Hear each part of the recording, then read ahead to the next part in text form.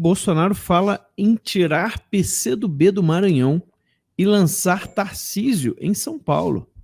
O presidente Jair Bolsonaro voltou a sugerir neste domingo o ministro da Infraestrutura, Tarcísio Freitas, para o cargo de governador de São Paulo. Abre aspas para o presidente Bolsonaro. Estou querendo emprestar o Tarcísio para São Paulo. Entendeu o recado aí, né? Fecha aspas, disse aos apoiadores. Não é a primeira vez que o presidente comenta a possibilidade de lançar o chefe do ministério ao governo do estado. Em 26 de abril, perguntou também a um apoiador em frente ao Palácio da Alvorada. Quem sabe São Paulo adote o Tarcísio para o ano que vem? Na mesma conversa, o presidente falou também em tirar o PCdoB do Maranhão, quando um dos apoiadores se apresentou como maranhense. Bolsonaro respondeu: vamos arrancar esse PCdoB do Maranhão. O estado do Maranhão é governado pelo comunista Flávio Dino desde 2015.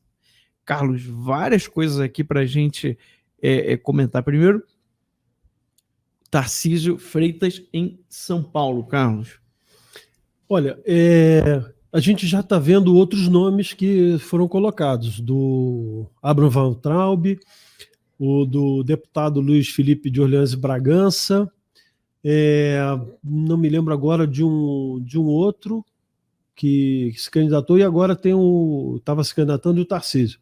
Eu acredito, de uma maneira muito, muito clara, que há uma oportunidade da gente convergir em uma candidatura só em São Paulo. Independentemente dos nomes, é lógico que tem um peso profundo e essa coordenação tem que vir do presidente da República. E o ministro Tarcísio é um homem com toda sinceridade, com o espírito de São Paulo, um desenvolvimentista. O berço da indústria, o avanço dos negócios no Brasil, como já disse antigamente a expressão, a locomotiva brasileira é o estado de São Paulo. São Paulo praticamente era um país, era uma maior economia depois do Brasil, da América Latina, era o estado de São Paulo. E hoje governada por esse indigente, né? Esse Dória, esse sujeito que tranca as pessoas em casa, que aumenta impostos, que destrói a economia. E São Paulo é uma alavanca para o Brasil. São Paulo tem porto, São Paulo tem aeroporto, São Paulo tem um interior fortíssimo, tem a agroindústria, tem o agronegócio. São Paulo é uma potência, São Paulo é um orgulho para o povo brasileiro. É uma inveja positiva desse estado que sempre teve à frente. E nós precisamos fazer duas coisas importantes, não só tirar, né, o Dória do poder em São Paulo, o PSDB de São Paulo, e também colocar um senador no mesmo vínculo e nível que nós esperamos que São Paulo tenha, porque agora o mandato do senador Serra vai vencer. Então nós temos um conjunto de pessoas, Max, com excelente nível do ponto de vista técnico e moral para representar São Paulo, quer seja diretamente para o seu povo, na unidade federativa do Estado, lá em São Paulo, e também importantíssima presença no Senado da República. Lembramos a todos, nós vamos ter uma vaga, né, no país inteiro, nós vamos renovar 1/3 do Senado brasileiro, e São Paulo também uma vaga, e essa vaga será substituindo o senador Serra. Então, nós temos tanto o Luiz Felipe de Orleans e Bragança, nós temos tanto o Abraham Weintraub, e tem essa indicação colocada do ministro Tarcísio para essa potência, né? Essa potência que é o estado de São Paulo. Gostaria muito de ver São Paulo fortalecido na sua indústria, com a sua reforma administrativa, com o desenvolvimento fortíssimo de infraestrutura que o ministro Tarcísio tem feito por todo o Brasil, e avançar ainda mais em São Paulo, que o PIB de São Paulo crescendo potencializa todas as unidades federativas brasileiras. Então seria um ganho excepcional. E lembro da vaga do Senado também. Agora, em contrapartida, nós temos essa danosa presença no Maranhão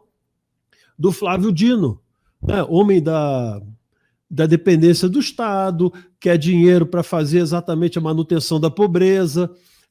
O esquema dele exatamente não é produzir riqueza, trabalho, desenvolvimento, é produzir dependência do Estado, que é assim que eles vivem. A história do comunismo é essa. Só essa gente de cima, né, que se aproveita da estrutura e do trabalho do povo, não vivem na liberdade, absolutamente. A liberdade é incompatível com o sistema comunista e socialismo. É só você olhar a Venezuela, é só você olhar Cuba, é só você olhar a forma como a União Soviética atuava, né, com essa união dessas repúblicas. Morte, campos de concentração, destruição da propriedade privada, né, expropriação direta pelo Estado de todos os direitos da cidadania, não só a parte material, fundamentalmente espiritual. Então, é importantíssimo que o povo do Maranhão tenha um candidato à altura desse novo Brasil que as ruas, né, esperam e mostraram que são porta-vozes. O povo brasileiro é porta-voz da mudança. O presidente, na verdade, é o organizador e o efeito dessa mudança produzida em 2018 com a sua eleição, que foi travada pelo sistema político. Nós precisamos lembrar disso. A posição que Rodrigo Maia teve em 2019 em travar todas as reformas e deixar passar a reforma da Previdência como uma base menos potencializada, como foi. A preço alto, inclusive. Né? A preço alto, ao preço alto para o povo brasileiro. Porque se nós tivéssemos feito as reformas ainda em 2019, no Exato. tempo adequado, nós enfrentaríamos, do ponto de vista financeiro, essa pandemia de uma maneira completamente diferente. Dizendo, inclusive, que não houve falta de recursos.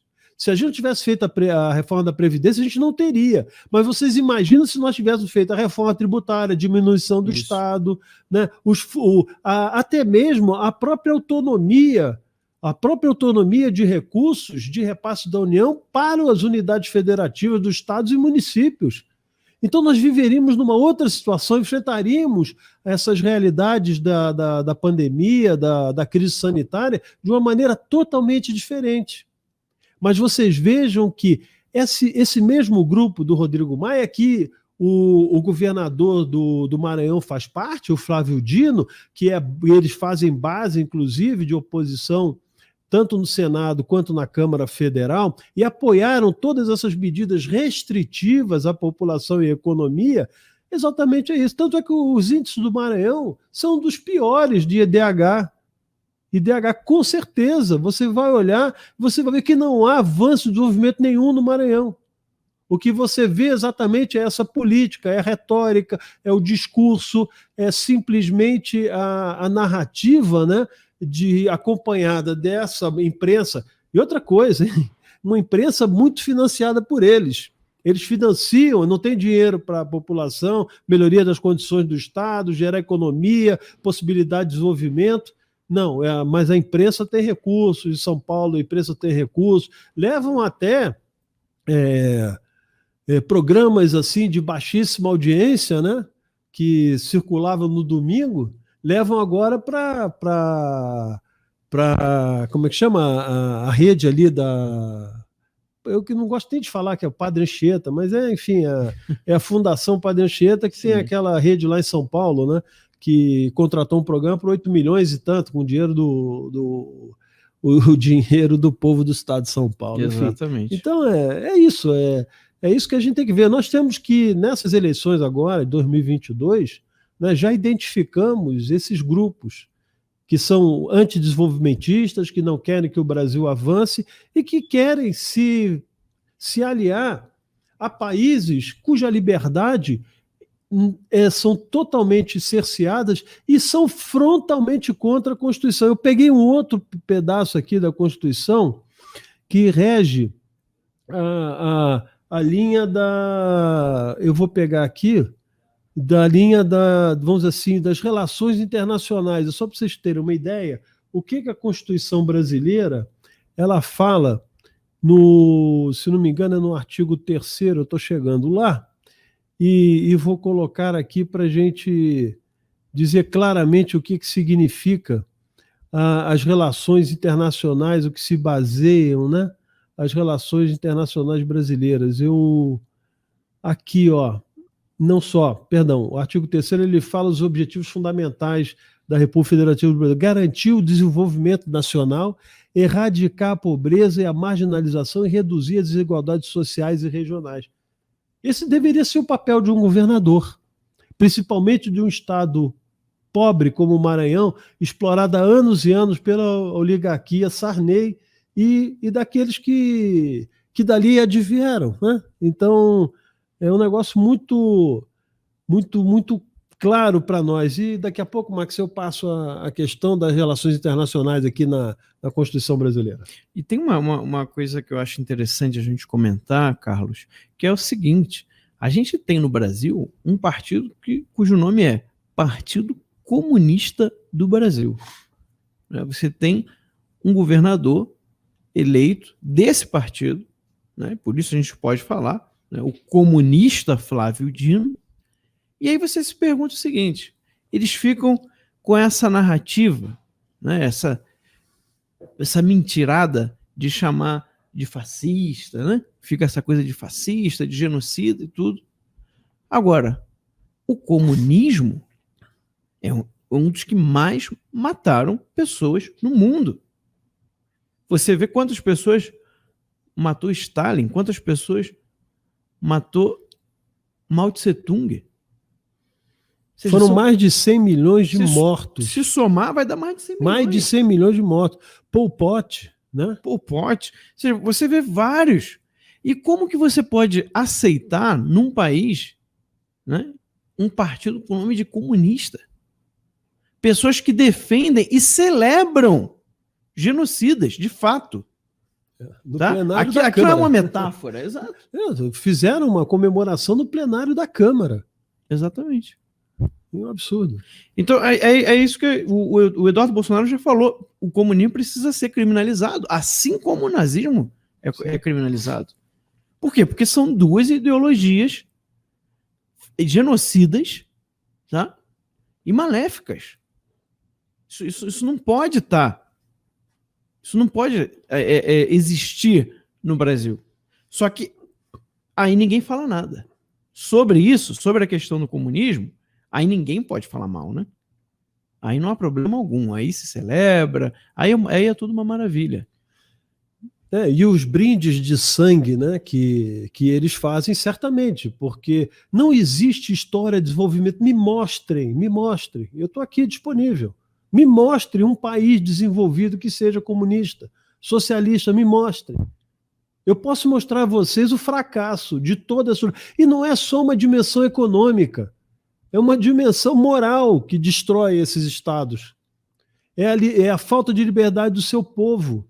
E uma coisa eu gostaria de lembrar, né, que está na Constituição brasileira, repito, que com diversas falhas e alguns problemas, né, que se coloca um dirigismo excessivo, mas vamos lá, no artigo 4 da Constituição brasileira, diz assim, ó: a República Federativa do Brasil rege-se nas suas relações internacionais pelos seguintes princípios. A independência nacional, óbvio, tranquilo, mas o que eu quero chamar aqui, o inciso segundo, a prevalência dos direitos humanos. Isso significa, nas relações daqueles países, a prevalência dos direitos humanos. Então, podemos nos relacionar com Cuba comercialmente? Podemos nos relacionar com a Venezuela? Podemos relacionar com a China? Permitir, por exemplo, que a China atue em consórcio, em relações econômicas com a produção brasileira? É lógico que nós podemos nos comercializar daqui para fora em matérias essenciais, como o agronegócio mesmo faz, na questão dos alimentos, né, da produção agrícola brasileira, da produção de proteína. Agora, ter relações comerciais mais estreitas no campo de concessão de empresas, concessão de atividades econômicas, privatização de economia, as relações internacionais brasileiras estão estabelecidas na prevalência dos direitos humanos. Esses países não respeitam. Então, quer dizer, existem vedações claras aqui. Outra coisa, nós estamos num campo, né, dos fundamentos aqui, ó, o título 1 da Constituição, dos princípios fundamentais. Então não há alienação, não há hipótese de mudança de princípios fundamentais. Porque se você aliena esses princípios, se você muda, se você retira esses princípios, simplesmente acabou a formatação, o esqueleto constitucional. Então está aqui, o título 1º da Constituição brasileira. Então nós precisamos rever. 5G com a China? Jamais. Não estou discutindo nem questão tecnológica, não estou dizendo que que podem ou não gerar espionagem, manipulação, mas não existe possibilidade constitucional de uma relação desse nível com a China. É isso que eu quero dizer. E, consequentemente, as violações internas que são produzidas por aqueles que se espelham nesses modelos de condução social e econômica, como o governador Flávio Dino, como o governador Dória em São Paulo, como o governador do Rio Grande do Sul, precisam ser revistas. Precisam ser revistas, porque eles são em contraponto e, vamos dizer assim, em contradição perfeita com a Constituição brasileira.